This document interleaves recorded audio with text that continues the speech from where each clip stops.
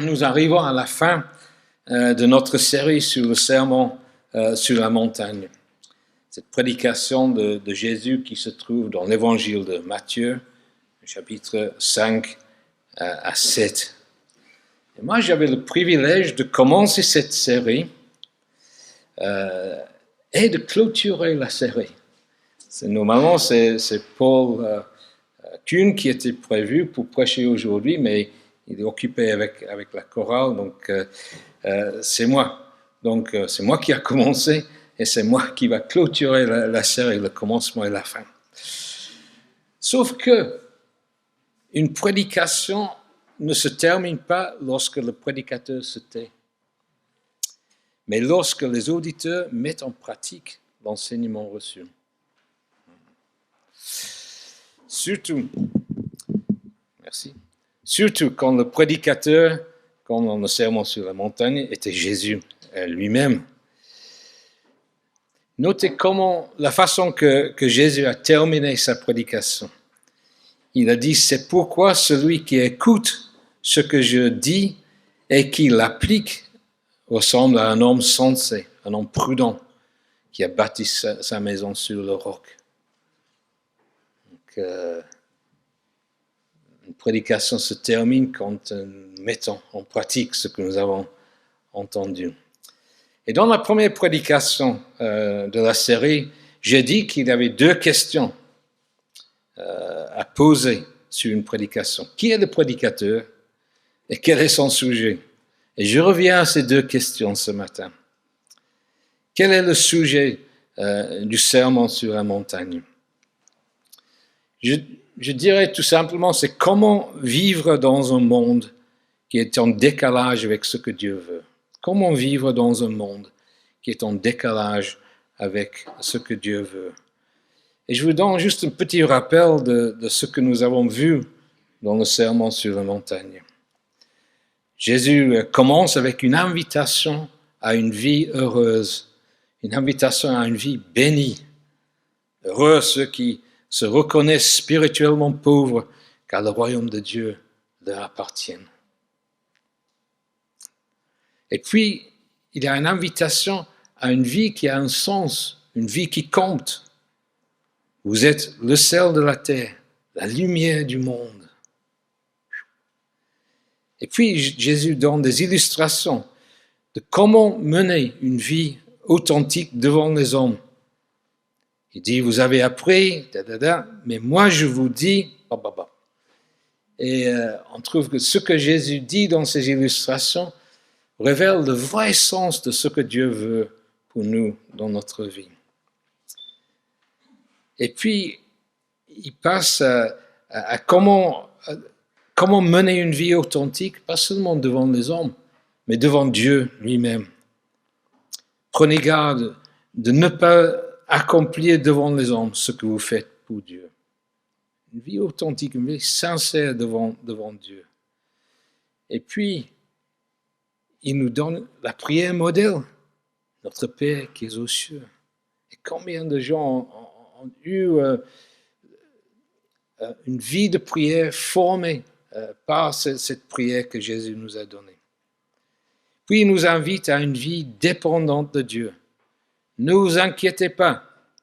Cherchez d'abord le royaume de Dieu et toutes ces choses vous seront données en plus. Et puis il nous donne la règle d'or. Faites pour les autres tout ce que vous voudriez qu'ils fassent pour vous. Et puis il nous donne une mise en garde contre les faux enseignants, ceux qui donnent l'apparence d'agneaux, mais qui en réalité, ce sont des loups féroces. Et pour terminer, il nous met devant un choix. La porte étroite ou la porte large. Le chemin qui mène à la vie ou le chemin qui mène à la perdition. Construire sur un roc ou sur du sable. Obéir à sa parole ou rien faire. Quelle prédication! Quelle prédication! Remarquable. Deuxième question, qui est le prédicateur? C'est Jésus, bien sûr. Mais écoutez la réaction de ses auditeurs.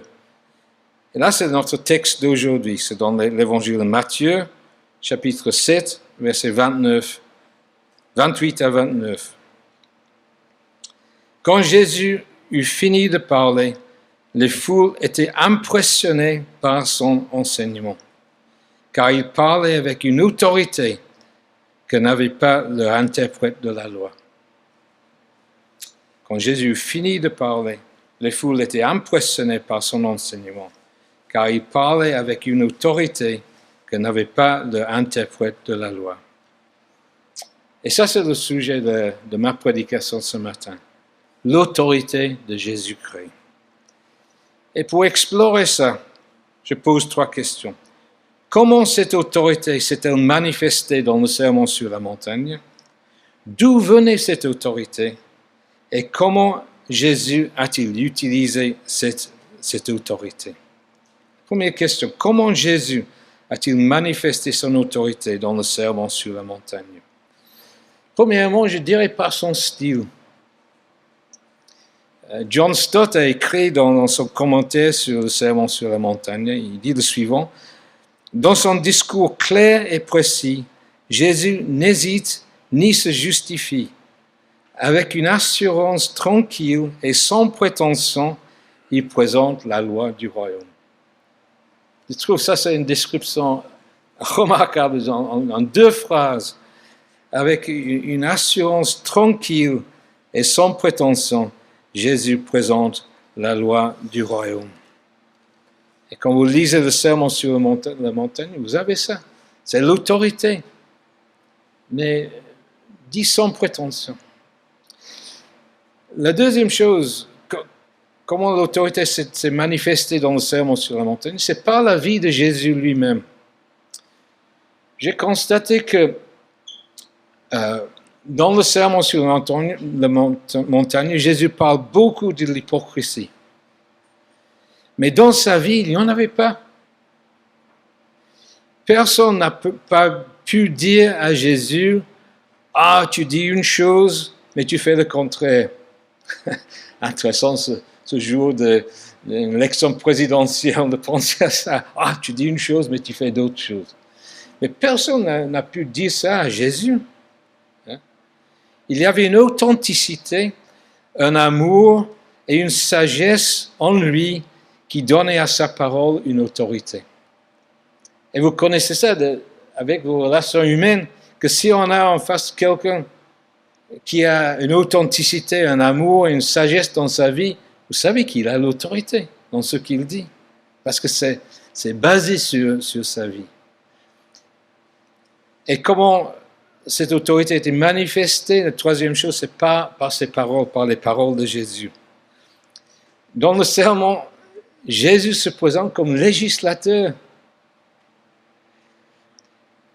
Un commentateur a dit qu'il ne se présentait pas comme un commentateur, mais comme le législateur qui a le droit d'ordonner, d'interdire, d'abroger et de promettre sur la foi de sa seule parole.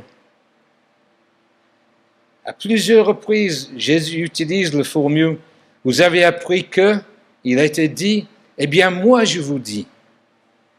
C'est le législateur qui parle là. Ce n'est pas le notaire, ce n'est pas l'avocat, c'est le législateur. Dans le sermon, il se présente aussi comme juge. Jésus dit vers la fin du sermon, au jour du jugement, c'est le jugement qu'on sera face à ça, tout le monde à la fin de notre vie. Au jour du jugement, nombreux sont ceux qui me diront Seigneur, Seigneur. Et puis il continue, je le déclarais, alors je ne vous ai jamais connu, allez-vous-en, vous qui pratiquez le mal. C'est Jésus le juge, législateur et juge. Et puis la troisième chose, c'est que ce que Jésus dit est universel. Ce qu'il dit n'est pas réservé aux Juifs de son temps, à ses auditeurs à l'époque, mais à nous aussi 20 siècles plus tard, ici en France. Quelqu'un a dit, il parle en connaissance de cause. Il sait qui est le plus grand dans le royaume de Dieu, qui est béni aux yeux de Dieu, quel est le chemin de la vie et celui de la destruction. et qui peut être appelé enfant de Dieu. Ça, c'est l'autorité de Jésus. Ma deuxième question était, d'où vient cette autorité? Premièrement, cette autorité vient de l'identité de Jésus lui-même. À un certain moment dans le sermon sur la montagne, Jésus a dit « Je suis venu ». Je suis venu. 3 mots dans lesquels il a un enseignement extraordinaire. Parce que ça parle de l'incarnation de Jésus. Je suis venu pour accomplir ce qui est écrit dans la loi et les prophètes. La grande incarnation de Jésus. Je suis venu d'où? Je suis venu du Père. Extraordinaire ça. James Irwin, un astronaute, le 8e homme qui a marché sur la Lune après Tintin, a dit que la chose la plus importante n'est pas ce qu'un homme a marché sur la Lune, mais ce qu'en Jésus-Christ, Dieu a marché sur la terre. Je suis venu. Jésus est venu dans notre monde. Donc, l'autorité venait de son identité, mais l'autorité venait aussi de sa mission. Jésus, le Fils de Dieu. Jean 3,16 dit, Dieu a tant aimé le monde qu'il a donné son Fils, afin que quiconque croit en lui ne périsse point, mais qui ait la vie éternelle. Sa mission, la mission de Jésus. C'est important d'avoir un cahier de charge quand on a une responsabilité. Quand j'étais pasteur à Veneux, j'avais un cahier de charge qui m'expliquait ce que je pouvais faire, ce que je ne pouvais pas faire. Les décisions que je pouvais prendre moi-même, les décisions qui étaient soumises au conseil, etc. C'était clair ce que je pouvais faire. Jésus aussi avait un carnet, un cahier de charge. Le cahier de charge de Jésus, je peux exprimer en 2 phrases, qu'il a dit lui-même, Fils de l'homme est venu chercher et sauver ce qui était perdu. Et le Fils de l'homme est venu servir et donner sa vie en rançon pour beaucoup. Et c'est ce cahier de charge qu'il a donné à Jésus, cette autorité. Parce qu'il avait ça de la main de son Père céleste. Chercher et sauver ce qui est perdu. Donner sa vie en rançon pour plusieurs. Et puis, le 3e point, c'est là où on trouve les applications de tout ce qu'on a dit. C'est comment Jésus a-t-il utilisé son autorité. Moi, je trouve que c'est très intéressant la façon que Matthieu il a organisé son évangile. Parce que le sermon sur la montagne, chapitre 5, 6, 7, est suivi par chapitre 8, bien sûr. Et dans le chapitre 8, c'est comme si Matthieu répond à cette question. Comment Jésus a-t-il utilisé son autorité? Parce qu'en Matthieu chapitre 8, il y a 5 histoires qui nous montrent comment Jésus a utilisé son autorité. Ça commence par le fait que Jésus a guéri un lépreux. Le lépreux était un signe d'impureté à l'époque. Le lépreux a dit à Jésus, « Seigneur, si tu le veux, tu peux me rendre pur. » Et la réponse de Jésus est formidable. « Oui, je le veux, sois pur. » Ça, c'est l'autorité. « Oui, je le veux, sois pur. » Et quel encouragement pour nous à venir à Jésus tel que nous sommes. Combien de fois on pense qu'on a besoin d'être à ce niveau-là pour venir à Jésus? Non, pour être comme le lépreux. Si tu veux, tu peux me rendre pur. Je le veux, sois pur. Un encouragement à venir à Jésus tel que nous sommes. Deuxième histoire, Matthieu chapitre 8. Il a guéri à distance la fille d'un officier romain qui avait reconnu que Jésus avait l'autorité de le faire. Le soldat a dit à Jésus, vous n'avez pas besoin de venir à ma maison. Moi, je suis un homme qui connaît l'autorité. Je suis sous l'autorité des autres officiers. Et j'ai une centaine d'hommes qui m'obéissent quand je dis quelque chose. Je sais ce que c'est l'autorité. Seigneur, toi, tu as l'autorité de guérir ma fille, même sans venir dans ma maison. Et Jésus l'a fait. Quel encouragement là pour nous dans la prière, que Jésus a l'autorité. Il peut exaucer nos prières comme il a exaucé la prière de cet officier romain. Troisième histoire en Matthieu 8. Jésus a établi les conditions pour ceux qui voulaient le suivre. Il y avait 2 hommes qui sont venus et dit, oui, Seigneur, on va te suivre. Et Jésus a donné certaines conditions à eux. Un disciple, un chrétien, c'est quelqu'un qui est sous l'autorité de Jésus. C'est sous l'autorité de Jésus. Et ça, c'est un encouragement pour nous à l'obéissance dans la vie. Et pour illustrer ça, je pensais à un homme qui s'appelle Norman Grubb. Il habitait, c'était un Anglais, mais qui habitait à la fin de sa vie aux États-Unis. Et il avait écrit plusieurs livres. C'était missionnaire, plusieurs livres sur la vie de C.T. Studd, etc. Mais il avait une prière qu'il priait chaque matin. C'était renommé, reconnu par ça. Et la prière qu'il a priée ce matin, c'était le suivant. Bonjour Seigneur, qu'est-ce que nous allons faire ensemble aujourd'hui? Et ça, c'est l'obéissance, n'est-ce pas? Bonjour Seigneur, qu'est-ce que nous allons faire aujourd'hui ensemble? Souvent on pense à l'obéissance, Dieu, etc. Mais non. Bonjour Seigneur, qu'est-ce que nous allons faire aujourd'hui ensemble? L'obéissance. Quatrième histoire en Matthieu 8, c'est Jésus a calmé la tempête sur le lac. Et les disciples lui ont dit après, même les vents et les lacs lui obéissent. Même les vents et le lac lui obéissent. Ça, c'est l'autorité, n'est-ce pas? De parler au vent. Ce n'est pas la tempête qu'on a eue ici jeudi ou vendredi. Je voudrais bien dire, arrêtez là, mais moi, je n'ai pas l'autorité. Mais Jésus, il a arrêté une tempête. Et quel encouragement pour nous à la persévérance. Quand les choses sont bouleversées autour de nous, on peut persévérer parce qu'on sait que Jésus, il a l'autorité.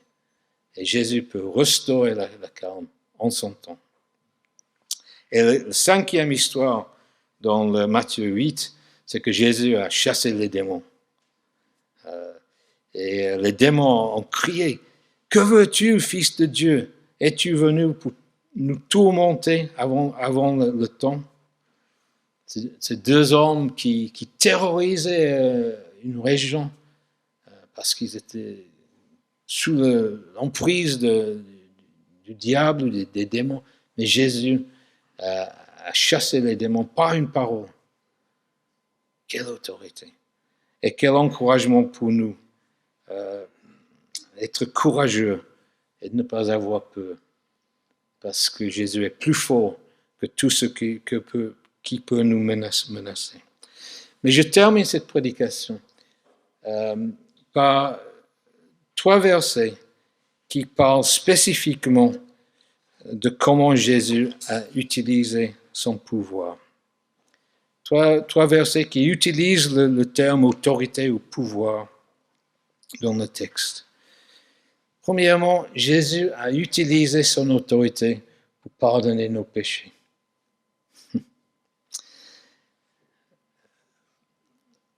Matthieu chapitre 9, les premiers versets parlent des hommes qui ont porté un paralytique à Jésus et pour que Jésus puisse le guérir. Et la première chose que Jésus a dit à cet homme, « Prends courage, mon enfant, tes péchés te sont pardonnés. » Et les pharisiens qui étaient là disaient, « Écoute, non, qui est cet homme? C'est que Dieu qui peut pardonner les péchés. » Et Jésus leur a dit, « Qu'est-ce qui est plus difficile, pardonner les péchés ou de guérir l'homme? Mais pour vous montrer que j'ai le pouvoir de pardonner les péchés, il a dit à l'homme, lève-toi. » Et l'homme s'est levé. Jésus a le pouvoir de pardonner nos péchés. Et l'application, je sais qu'il y a plusieurs parmi nous qui sont paralysés d'un sens de culpabilité ou un péché récurrent qui ne peut pas sortir du pouvoir de ce péché. Mes amis, la bonne nouvelle, c'est que Jésus a l'autorité de nous pardonner et de nous libérer. C'est une bonne nouvelle, n'est-ce pas? Jésus a le pouvoir de faire ça. Le deuxième verset, qui est peut-être le verset le plus étonnant dans cette prédication, c'est que Jésus a utilisé son autorité en donnant sa vie pour nous. Et ça, c'est bien d'utiliser ce verset le jour des rameaux où Jésus est entré en Jérusalem préparé pour sa mort sur la croix. Jésus a dit en Jean chapitre 10, verset 18, « Personne ne peut m'ôter la vie. Je la donne de mon propre gré. J'ai le pouvoir, j'ai l'autorité de la donner et de la prendre. Tel est l'ordre que j'ai reçu de mon Père. » Quand on pense à l'autorité, on pense à quelqu'un qui domine, quelqu'un qui donne l'ordre, etc. Mais Jésus, il a utilisé son autorité pour donner sa vie pour nous. C'est extraordinaire, n'est-ce pas? Mes amis, Jésus a donné sa vie sur la croix pour nous sauver, pour nous donner une vie nouvelle, pour nous donner une relation avec Dieu, pour nous donner l'autorité de devenir enfants de Dieu. Pensez à tout ce que nous avons vu et entendu de Jésus ce matin. Et si vous ne l'avez jamais fait, c'est le moment de dire à Jésus qui est devant vous, « Jésus, tu es mon sauveur et mon Seigneur. » Et troisième chose, c'est qu'est-ce qui me donne le droit de vous dire tout cela? Qu'est-ce qui me donne le droit de vous dire tout cela? C'est Jésus lui-même. Parce que l'évangile de Matthieu termine avec cette parole de Jésus. Tout pouvoir, toute autorité m'a été donnée dans le ciel et sur la terre. Allez donc, faites de toutes les nations les disciples. Et moi, je serai avec vous tous les jours jusqu'à la fin du monde. Et donc, dernière question. Comment allez-vous répondre à l'autorité de Jésus? À vous de terminer cette prédication. Amen.